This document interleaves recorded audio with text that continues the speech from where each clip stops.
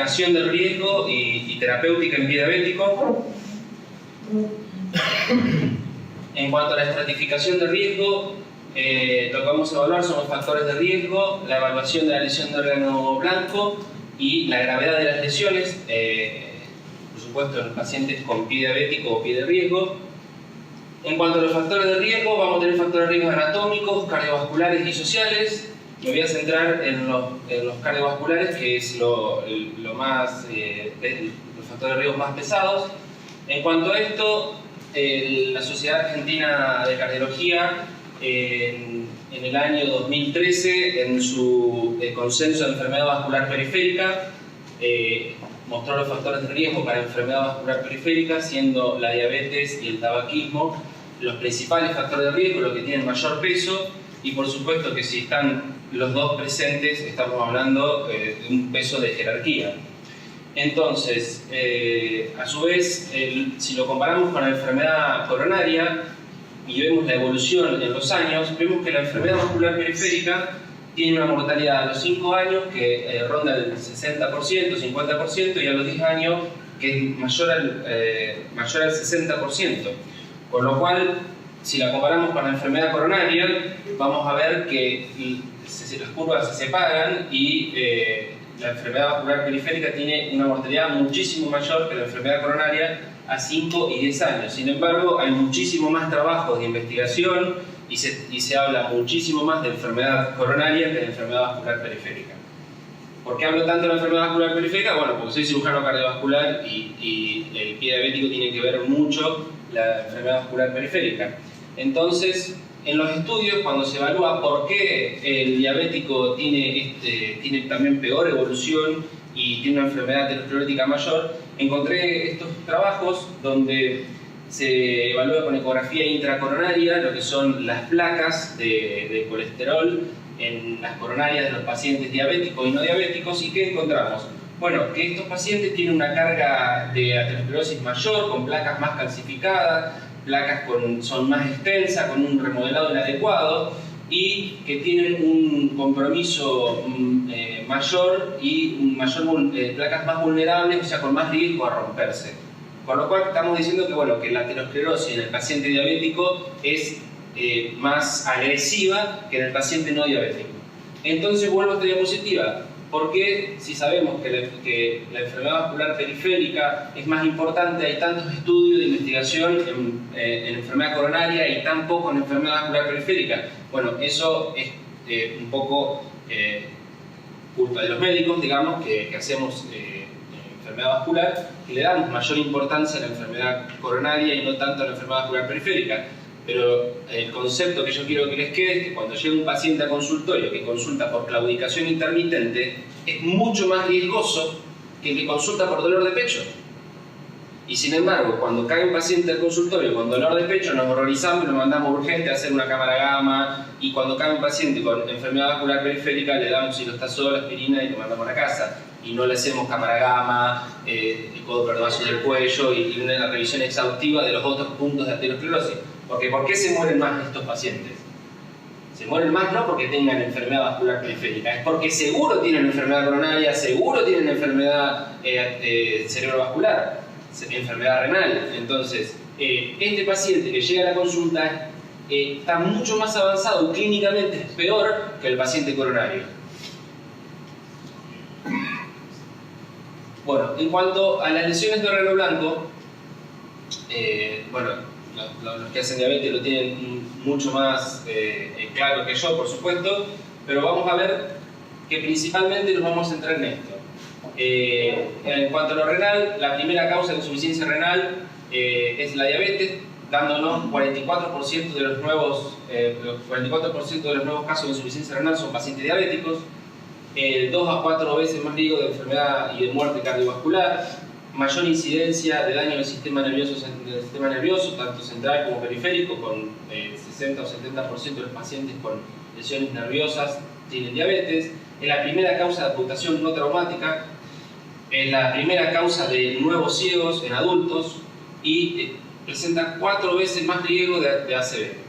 Entonces, por ahí no es fácil acordarse de todo esto, que uno tiene que ver cuando ve a un paciente diabético, pero si nos acordamos de esta diapositiva nos vamos a acordar de casi todo.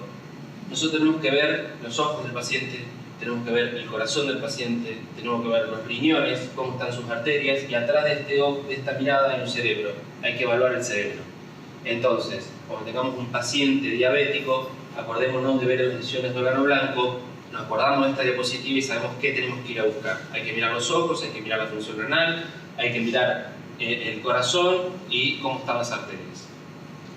En cuanto a la gravedad de las lesiones, existen diferentes clasificaciones. Hoy la doctora nos habló de la clasificación de Wagner, que es la más popular, digamos, es la clasificación que más se utiliza y que mayor conocimiento hay entre los diferentes médicos de diferentes especialidades, pero existen otras clasificaciones que nos pueden dar mejor pronóstico y nos habla también de evolución de las lesiones, como la clasificación de Texas, que es la que estaba en primera, esta clasificación de PEDIS, la clasificación de WIFI, que en sí todas miran más o menos lo mismo, tienen en cuenta 3 o 4 aspectos: cómo son las lesiones, el grado de isquemia y la presencia de infección. Y la más utilizada últimamente, que yo estoy viendo que tiene una mejor repercusión en cuanto al pronóstico, ya que nos puede dar la posibilidad que termine este paciente en amputación, es la escala de Snellen, que es la que yo comencé a utilizar hace poco en mi consultorio.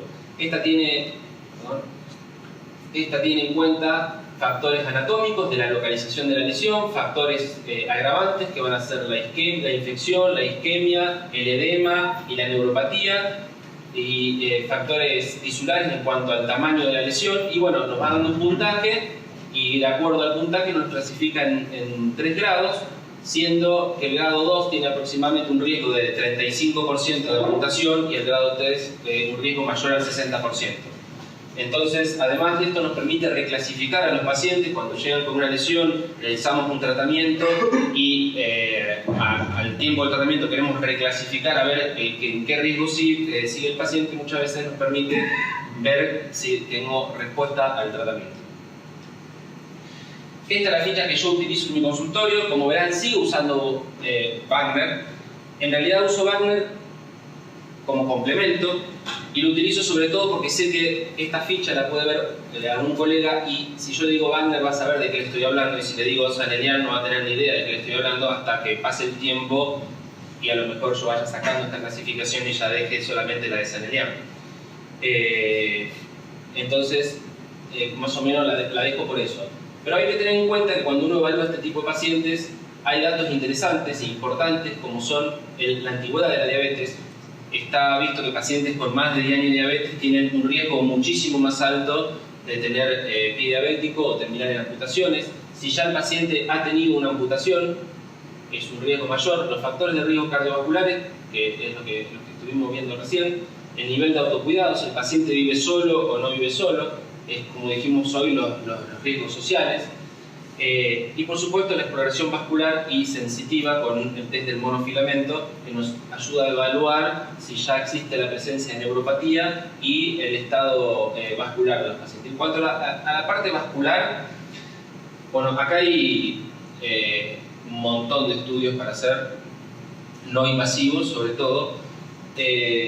Yo, como soy cirujano vascular y hice el curso de Ecodoppler, yo evaluaba a mis pacientes en consultorio con un método no invasivo que lo puedo utilizar en cualquier momento en el consultorio, con lo cual para mí es el método de elección, y realizado en manos entrenadas, y inclusive se puede hacer un mapeo vascular exhaustivo con una muy buena valoración, con índices de especificidad y sensibilidad muy similares a una angiografía. Por supuesto que el gold estándar sigue siendo la angiografía, pero tenemos que tener en cuenta que estos pacientes muchas veces tienen nefropatía y uno los va a exponer a contraste.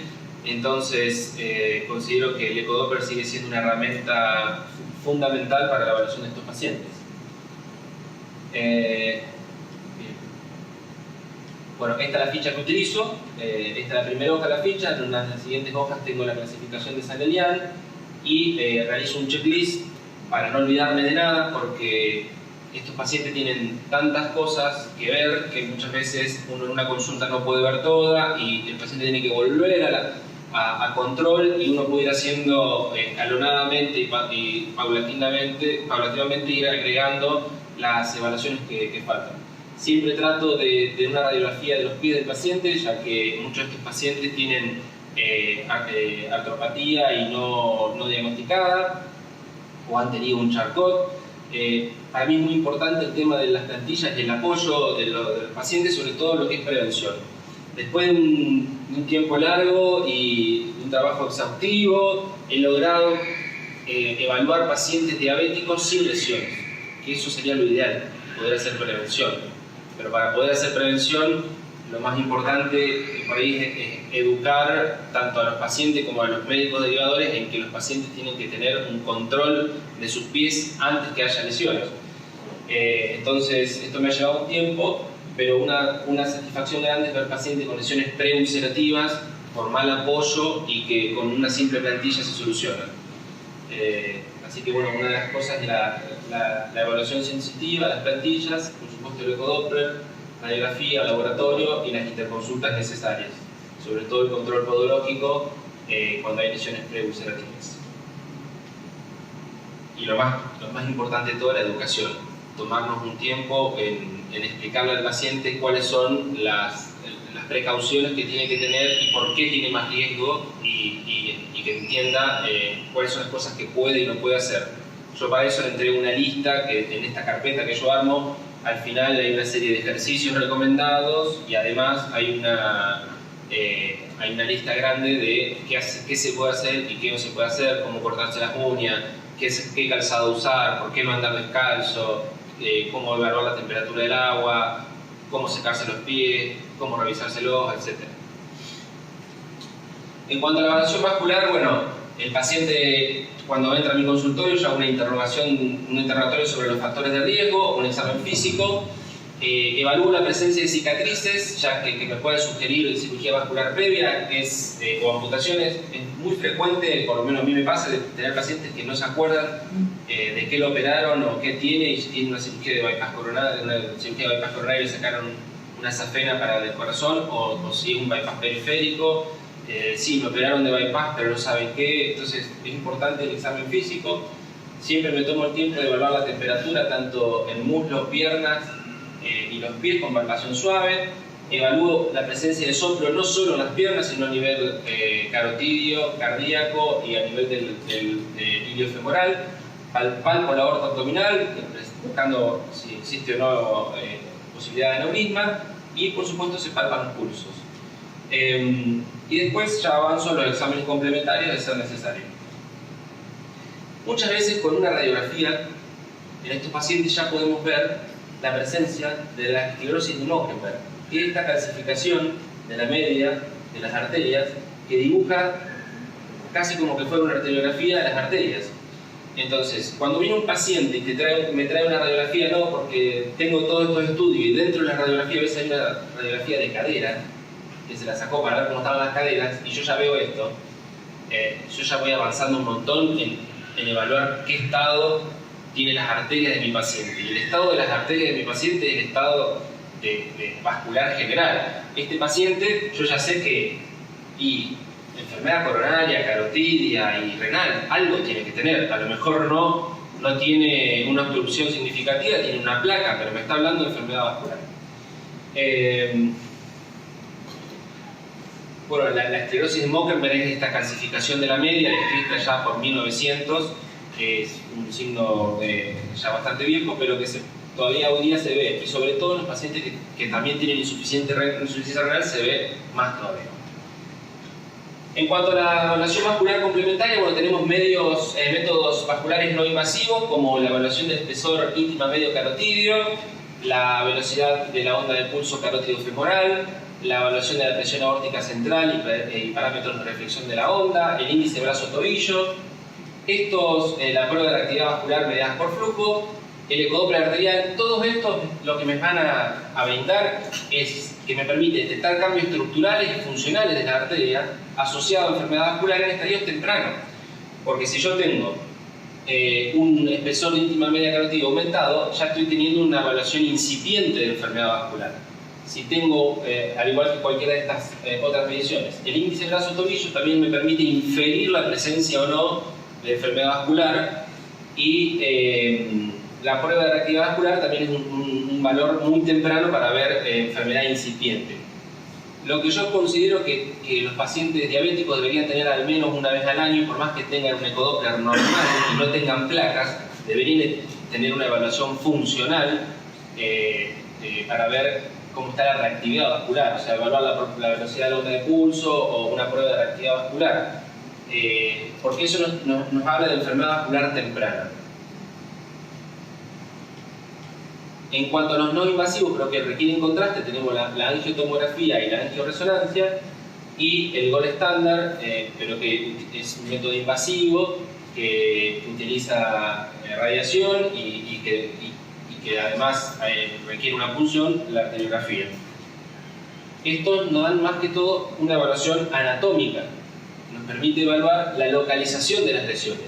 Pero no nos habla tanto de la lesión, no nos habla tanto de la funcionalidad de ese vaso, ni de cómo está bien la pared. Para ver eso, los otros métodos son mejores. En cuanto al tratamiento de la enfermedad vascular, puede ser un tratamiento no farmacológico o tratamiento farmacológico. En cuanto al tratamiento farmacológico, lo que está demostrado que el ejercicio físico como tratamiento inicial para los pacientes con enfermedad vascular periférica tiene un nivel de evidencia A, que el paciente mejora la caminata con ejercicios de 30 a 40 minutos, 3 veces por semana, por lo menos por 12 semanas. El abandono del hábito tabáquico y las medidas higiénico-dietéticas, está demostrado que el tabaquismo aumenta 16 veces el riesgo de amputación, o sea, tienen que dejar de fumar los pacientes. El adecuado control metabólico. Y en cuanto al tratamiento farmacológico de la enfermedad vascular, bueno, creo que todos lo tenemos más o menos claro: aspirina, cilostazol, pentoxifilina y estatinas. Lo que ha demostrado beneficios es el cilostazol. La pentoxifilina no tiene tanta evidencia como el cilostazol, pero en algunos pacientes que no toleran el cilostazol se lo puede utilizar. Y en cuanto al tratamiento quirúrgico, tenemos cirugía convencional y endovascular. En cuanto a la cirugía convencional, muchas veces tenemos placas en las bifurcaciones femorales, por ejemplo, y se puede hacer una endarterectomía. La cirugía de bypass en los casos que eso no se puede realizar. Y el equivalente de tratamiento no invasivo de estas dos cirugías sería para la endarterectomía las aterectomías, que vienen dispositivos especiales para romper la placa, para comer la placa. Del bypass, en caso de que haya una lesión, se puede hacer una angioplastía, la cual puede ser con balón con el liberador de drogas, que son drogas antiinflamatorias y que evitan la proliferación celular, o angioplastías con stent, o se pueden realizar procedimientos híbridos. Esto es un ejemplo de endarterectomía. Lo que se realiza es abrir la arteria y desprender la placa aterosclerótica y luego volver a cerrar la arteria. La versión endovascular de este procedimiento no invasiva sería los dispositivos de aterectomía, que son dispositivos que entran por vía endovascular y van rompiendo la arteria hasta liberar la luz. La angioplastía tanto con balón, que pueden ser un balón impregnados con drogas que se impregnan en la placa y evitan la proliferación celular, o con stent o stent liberadores de drogas. Y la cirugía de bypass, que es la derivación con un injerto que preferiblemente tiene que ser autólogo con vena safena, pasando por alto las zonas obstruidas. Esto es lo tradicional, lo de siempre, lo que hacemos con cualquier paciente con lesión vascular. Ahora, tenemos que tener en cuenta que hay terapias coadyuvantes que que son complementarias y que no reemplazan el tratamiento habitual, pero que ayudan a la recuperación y tienen beneficios como, por ejemplo, duplicar la tasa de curación de las heridas del diabético, reducción de la tasa de amputaciones, reducción de la tasa de infecciones, mejora los valores de glucemia porque aumenta el consumo periférico de SUT, de glucosa, aumenta la presión parcial de oxígeno en los tejidos. Entonces, Todos estos beneficios se logran gracias a que hace una hiperoxigenación tisular, como ya hemos visto, vasoconstricción, activación de fibroblastos, inducción de la producción y liberación de citoquinas inflamatorias, neovascularización, mejoría de la utilización periférica del glucosa. En esto, la Sociedad Argentina de Cardiología, en el mismo consenso, le otorga a la terapia por oxigenación hiperbárica una recomendación de clase 2 con un nivel de evidencia C, o sea que faltan todavía trabajos para avalar su uso, pero no está contraindicado y ha demostrado cierto beneficio, sobre todo el uso de la cámara hiperbárica para los pacientes con isquemia crítica y pacientes sin posibilidad de revascularización. Yo lo que he visto en mis pacientes tratados es que pacientes con isquemia crítica que se presentan, por ejemplo, con una gangrena, una necrosis de licuefacción, o sea, una gangrena húmeda, con la terapia de oxigenación hiperbárica rápidamente esa gangrena de licuefacción se detiene y pasa a una isquemia de coagulación, una necrosis de coagulación, y pasa a una gangrena seca. Y esto no es poco, porque ya sabemos por concepto que la gangrena húmeda es peor que la gangrena seca, entonces por ahí detener ese proceso inflamatorio y darnos tiempo a hacer los estudios necesarios y los tratamientos necesarios no es poco, porque nos puede llevar de una amputación prevista mayor a una amputación menor. Y en ese sentido, ya le voy a mostrar dos casos que tengo a continuación. Entonces, las claves para el tratamiento de estos pacientes es la detección precoz de cualquier lesión preulcerativa o enfermedad vascular, el control metabólico, la revascularización precoz, tratar adecuadamente las infecciones, debridamiento temprano, realización de descargas en las zonas de apoyo con lesión, cura avanzada de heridas y principalmente, y lo más importante, educación del paciente y la familia y el equipo de salud para la prevención de lesiones. En cuanto al caso clínico, tenemos, este fue mi primer paciente con tratamiento de cámara hiperbárica, que la mitad del tratamiento no lo hice para nada porque todavía no tenía la cámara, y la segunda mitad del tratamiento ya teníamos cámara para nada, así que el paciente lo mandé a vivir durante 15 días a Concordia para que se haga cámara hiperbárica porque tenía dónde quedarse. Solucionamos el problema inicial y después continuamos con las sesiones. Este paciente es un paciente de 70 años, diabético, exfumador, con una amputación suprapatelar del lado izquierdo, del lado derecho, hacia 6 meses, o sea que estaba recientemente, digamos, mutilado, con toda la carga emocional que eso implica, y que me cae el consultorio con esta lesión. Una paciente ya venía con arteriografía, paciente irrevascularizable, sin lesiones para revascularizar, con una isquemia, con lesiones críticas a nivel infrapatelar, o sea, a partir de las femorales para abajo, hasta las popliteas había buena circulación y luego nada, que llega con esta linfangitis que podemos ver todo acá, la isquemia crítica del dedo, con una necrosis de la punta, que la podemos ver ahí, una necrosis, esto es una gangrena húmeda, una necrosis de licuefacción, que avanzaba rápidamente. Esto en 2 días estaba así. Entonces, previendo que el paciente, cuando lo ve el traumatólogo, dice: no, hay que emparejarlo, hay que amputar suprapatelar del otro lado para que quede parejito. Ante esa indicación es que me vine a ver al consultorio a ver si existía alguna alternativa o posibilidad de tratamiento. Bueno, este paciente lo que hicimos, lo mandé a Concordia, hizo 7 sesiones de cámara hiperbárica antes de su amputación.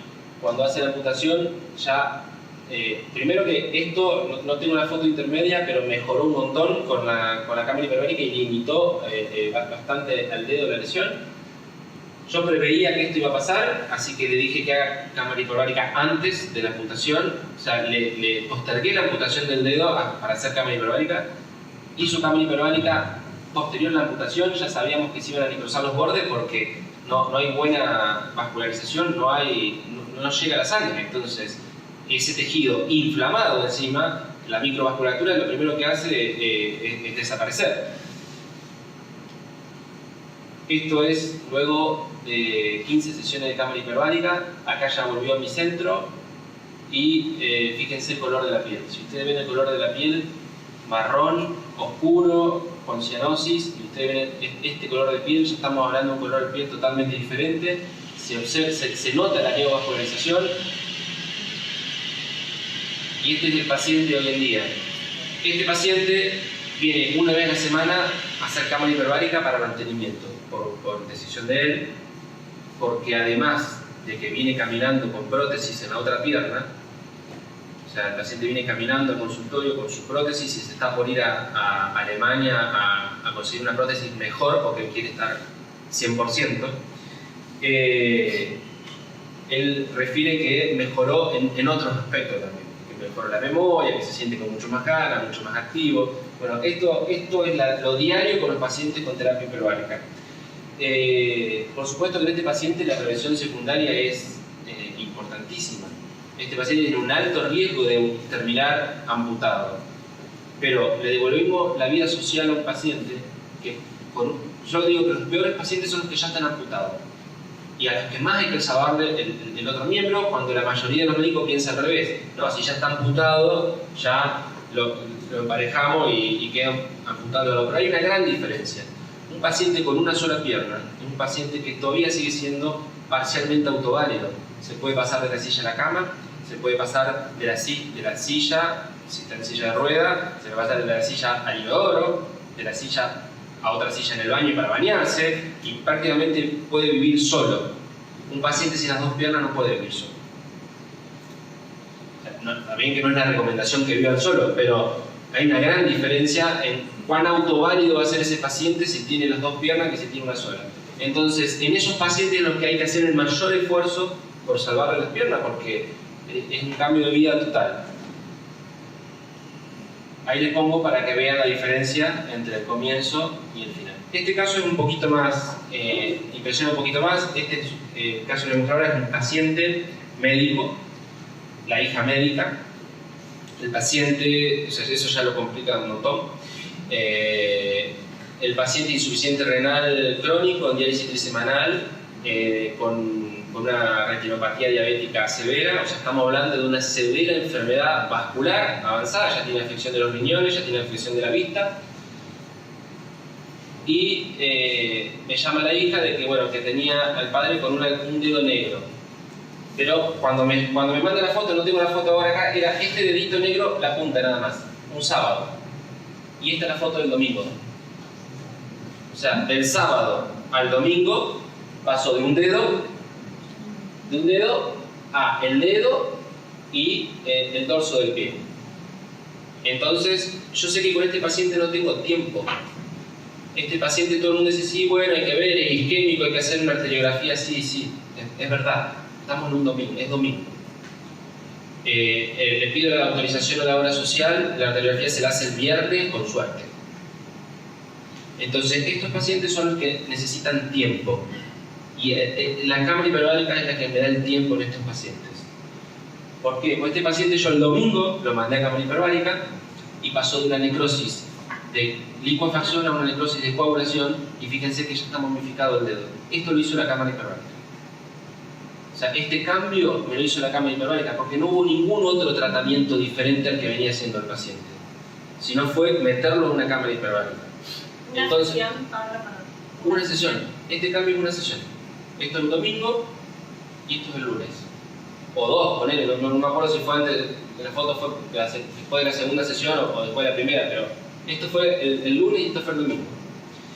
Y ya limitamos, y fíjense el color de los tejidos que ya están limitando. Inclusive se ve que desde acá hay un color diferente, no sé si se nota, pero como que este tejido está intermedio y este sí está feo. Y acá se ve todo feo. Bueno, evoluciona, limita la necrosis a lo que es el dedo y el antepié. Acá seguimos con cámara hiperbárica. Le hicimos una arteriografía. Creo que no la tengo la arteriografía, pero tenía ocluido la femoral superficial, con recanalización en la poplitea, con buenas posibilidades de un tratamiento quirúrgico. Así que decidimos hacer un bypass femoropopliteo con vena autóloga del paciente, y en el mismo acto quirúrgico decidimos hacer la toilette. Realizamos la toilette. Ustedes se fijan, todo estos tejidos desvitalizados. Hicimos la primera toilette que no fue amplia porque queríamos esperar el efecto de la revascularización para hacer una segunda toilette ya con los tejidos mejor vascularizado. Entonces sacamos lo que impresionaba que podía llegar a comprometernos desde el punto de vista infeccioso. Y dejamos tejido muerto, pero que no parecía infectado. Esta fue la segunda toilette a las 48 horas, donde ya vemos que hay un poco de sangre, entonces ya vemos que hay un poco de mejoría de la perfusión de los tejidos. En la evolución, al paciente se utilizó tratamiento, además se le agregó un BAC, no sé si conocen lo que es un BAC, pero una terapia de presión negativa, en la cual una presión negativa intermitente, eso también estimula la angiogénesis, también es otra de las terapias coadyuvantes que existen. Comenzó con esta fibrina, se realizó cura avanzada de heridas con iluxol, con alginatos y otras cosas para mejorar la epitelización y mejorar la granulación y eliminar toda la fibrina. Este es el paciente hace unos días. Así está la última foto que me mandó la hija, viene curando perfectamente. Cuando eliminemos estas zonitas que están con fibrina, ya vamos a hacer un injerto cutáneo. Y si ustedes comparan esto